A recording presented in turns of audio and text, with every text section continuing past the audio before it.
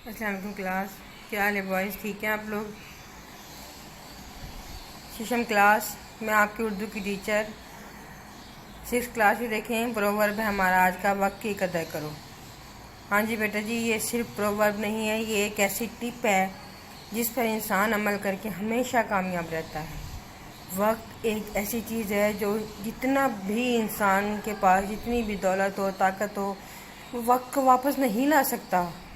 आज जो है, आज का काम आज में निपटा लें। अगर आज गुजर गया तो कल वो काम होगा, उसका अच्छा नहीं, वो उसकी वो कदर नहीं होगी। और अगर आप ना कर सके तो आप कभी भी इस वक्त टाइम को वापस नहीं ला सकेंगे। ठीक है? अच्छा जी, जुम्मा 4 सितंबर 2020 रिवीजन है। दरख्वास्त है जज हमारी बराए हुसूल सर्टिफिकेट।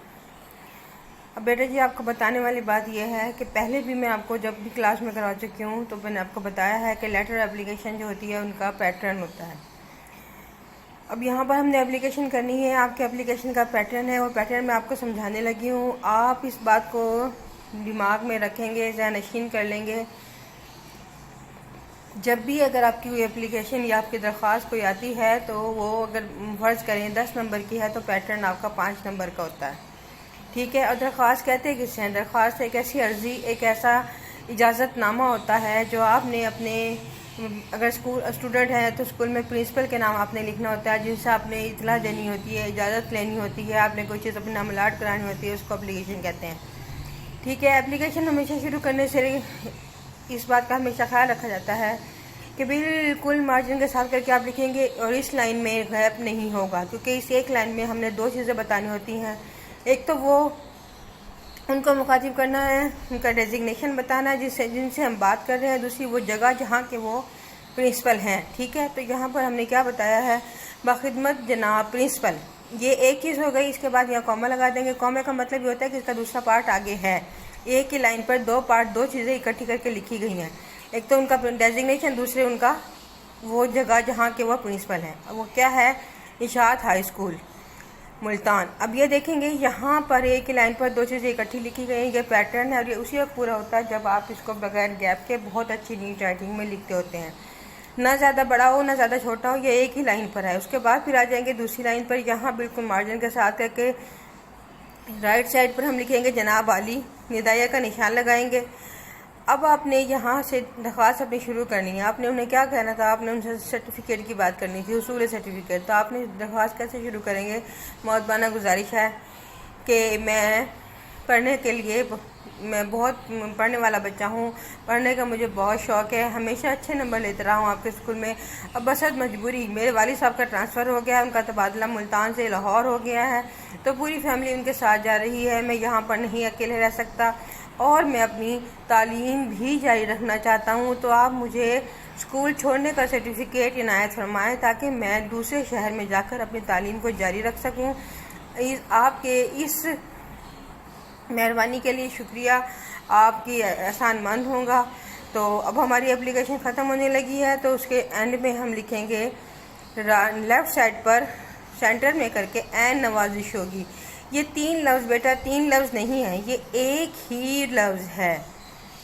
वो कैसे कि हमने इन तीनों को इकट्ठा करके लिखेंगे तो ये एक बात बनेगी। अगर हमने इसमें गैप रखा तो ये उसकी वो अहमियत नहीं रहेगी। ये तीनों मिलकर आप समझे कि ये एक ही लफ्ज़ है। ठीक है? इसके बाद की लाइन, इसके बाद की लाइन पर बहुत फोकस करना है। वो क्या? ये कि जब हम इसकी जिस डेट को हम लिख रहे हैं उस डेट को हमने मेंशन करना है। हमने एप्लीकेशन पहले भी लिखी होगी, हमने रिवाइज़ भी किया होगा, हमने कॉपी में भी की होगी, लेकिन आज हम रिवीजन कर रहे हैं। तो रिवीजन में जब हम याद करके लिखेंगे उस टाइम और जब पेपर में लिखेंगे उस टाइम, तो ये बात याद रखेंगे कि डेट मौजूदा ही लिखी जाती है। आज मैं आपको ये रिवाइज़ करवा रही हूँ तो आज 4 सितंबर है। जब आप राउंड में लिखेंगे तो अक्टूबर होगा, नवंबर होगा, तो आपने वही डेट लिखनी है। अब यहाँ पे क्या है? आज क्या डेट है? मोरखा 4 सितंबर 2020 हमज़ा।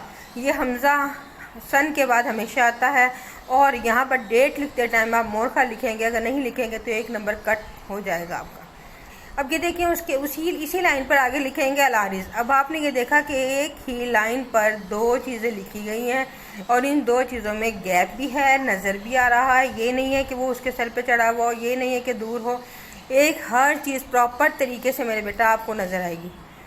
उसके बाद है अलार, इसके बाद आप लिखेंगे आपका ताबे फरमा अलिफ बे जीम। अलिफ बे जीम का मतलब ये होता है कि मैं पूरी क्लास का नेम तो यहाँ पर नहीं लिख सकती हूँ, ना मैं अपना नेम यहाँ पर लिख सकती हूँ, लेकिन अलिफ बे का मतलब ये कि किसी का भी नेम हो सकता है। जो लिखेगा वो यहाँ पर अपना नेम लिखेगा। अलिफ बे जीम लिखा, इसलिए यहाँ पर एक फर्जी काम हो जाता है कि यहाँ पर नेम आना है। ठीक है बेटा जी।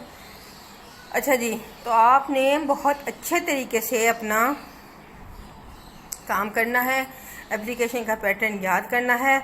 बार बार एक चीज़ जो बता दी जाती है वो अच्छे बच्चे जो होते हैं उनको याद होता है। पता है आपको, जब आपका कोई एग्ज़ाम, अगर आपने बैठे हैं आपने एप्लीकेशन लिखना शुरू किया है, अगर कोई देखने वाला हो देखने के लिए आ जाता है कि देखें आप बच्चे को क्या लिख रहा है, आपको एप्लीकेशन का पैटर्न आप थ्रू अपना अच्छे तरीके से लिखेंगे तो पता लगेगा कि हाँ भाई इनको पैटर्न बताया गया है, इनको पैटर्न आता है।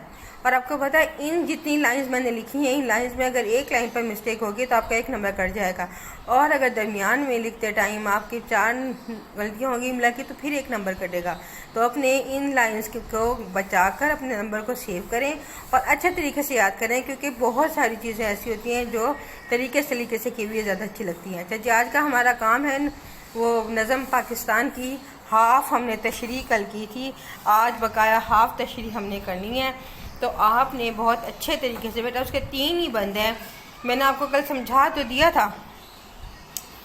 नज़म पाकिस्तान के 3 बंद हैं, वो अच्छे तरीके से आपको समझा दिए गए थे। आपने वो बहुत अच्छे तरीके से उनको याद करना है कि उसमें शायर हमें क्या बताने की कोशिश कर रहा है। तो अब ये देखेंगे कि बेटा जिस शायर का नाम ज़रूर याद कीजिएगा, क्योंकि जब तशरीहात की हमने देना लिखनी है तो उसमें शायर का रेफरेंस हमने देना है। ठीक है, अब देखें आपको हर चीज़ समझा दी गई है, सिखा दी गई है, अब आपने बहुत अच्छे तरीके से याद करनी है। ओके बेटा, अल्लाह हाफिज़।